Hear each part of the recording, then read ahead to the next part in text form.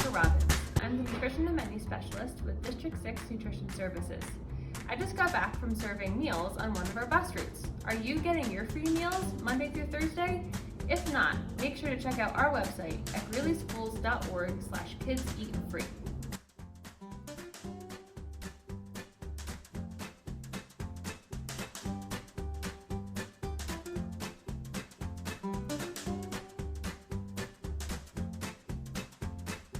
Today, I'm going to show you how to make homemade peanut butter. If you have a peanut allergy or you don't like peanut butter and some other type of nut butter like almond butter or cashew butter, you can definitely replace the peanuts with a different type of nut. But today, we are going to make peanut butter so that we can make our PB&J sandwich that we've been promising you. So we are going to use roasted nuts today. You need 2 cups of raw shelled peanuts. The recipe that will be posted on the folder along with this video has a quick way of roasting the peanuts at home or the other type of nut that you're using. These are also not salted, so you want to get unsalted peanuts or another type of nut because we will also be using half a teaspoon of, this is particularly kosher salt, but you can use another type of salt if you have that at home as well. In addition, we're going to be using 1 to 2 tablespoons of, this is canola oil, but you could use peanut oil, you could use vegetable oil. I probably wouldn't recommend using olive oil because it might make the peanut butter have kind of a different taste. We're also going to use 1 to 2 tablespoons of honey to add some sweetness. And if you want to add some other really awesome ingredients, you could add cocoa powder, you could add chocolate chips, you could add cinnamon or another one of your favorite spices, or you could add Nutella. So the first step, after you've either purchased roasted peanuts or roasted them at home yourself, is to measure out 2 cups of the peanuts and put them right into your food processor or blender. It's a super simple recipe and it really shouldn't take too long to do at home.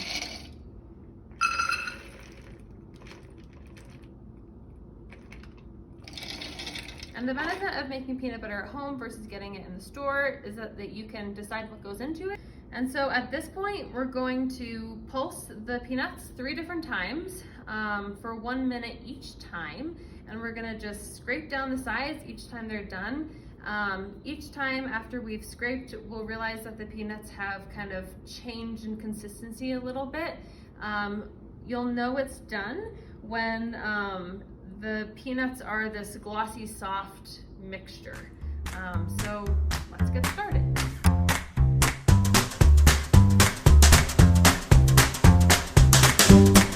All right, so at this point, we've blended or grinded our peanuts for the first time. And as you can see, our peanuts look kind of gritty and coarse, maybe like couscous or another type of grain, like rice. So this is what it should look like.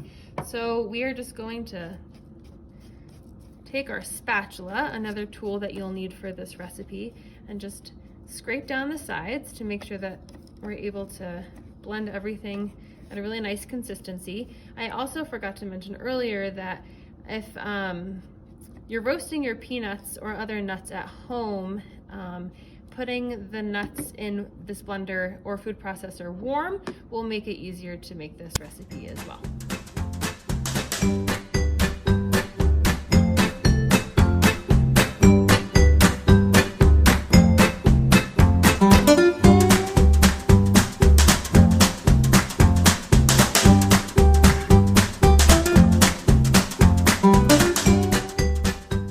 So we've finished doing the second blenderizing or grinding of our peanuts. So at this point, the peanut butter will start clumping together. It's not quite peanut butter yet, but it's getting there. So we're just gonna scrape down the sides again and do it at least 1 more time.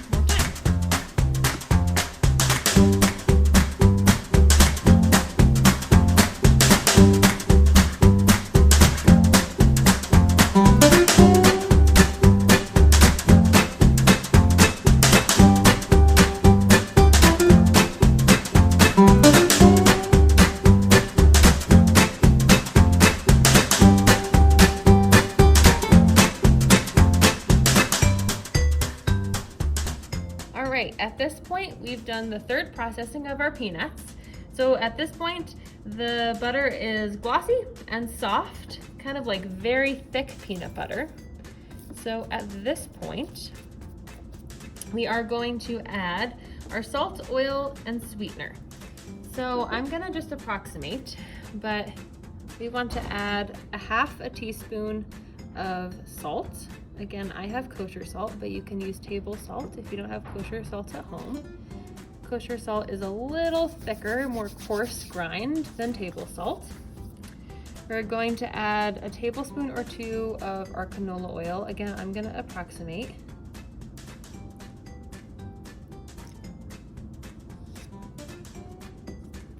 And then we're gonna add a tablespoon or two of honey to add some sweetness. And again, I'm gonna approximate this.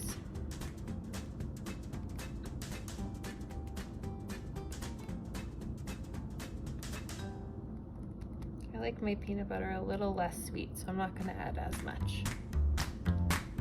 All right, and now we're going to process it all together again.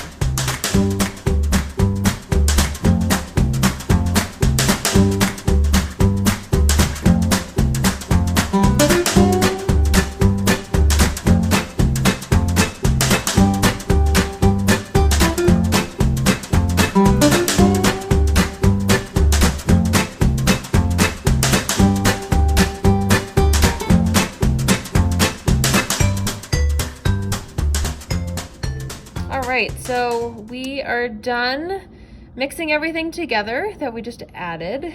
Homemade peanut butter is still going to be a little more gritty or coarse than a creamy peanut butter that you might buy in the store, but it should be super spreadable at this point. You can taste it, add more salt or sweetener or some other add-ins if you've added them to taste. And then at this point, we are just going to put them into our container. So we're just gonna, it's perfect. So you can now eat this immediately, or you can store it in your refrigerator. So you could store it in a mason jar if you have one at home, or just a plastic container like I'm doing.